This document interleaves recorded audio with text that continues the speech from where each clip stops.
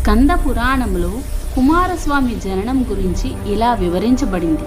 శివుడు ధ్యాన నిష్టలో ఉన్న సమయంలో ఆయన తపస్సును భంగపరచడానికి మన్మధుడు వచ్చాడు.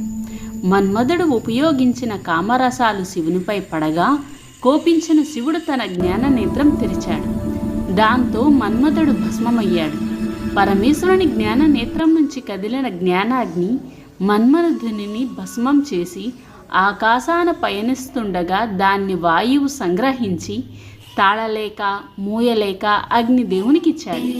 అగ్నిదేవుడు కూడా శివుని తేజాన్ని తనలో నిలుపుకోలేక గంగాజలంలో పడేశాడు. ఆ దివ్య తేజాన్ని గంగ కూడా తనలో నిలుపుకోలేక గంగ శరవణంలో పడేసింది. ఆ రెల్లు పొదలో కుమారస్వామి ఆవిర్భవించాడు. అందువల్ల కుమారస్వామిని శరవణుడు అని కూడా అంటారు. Please subscribe.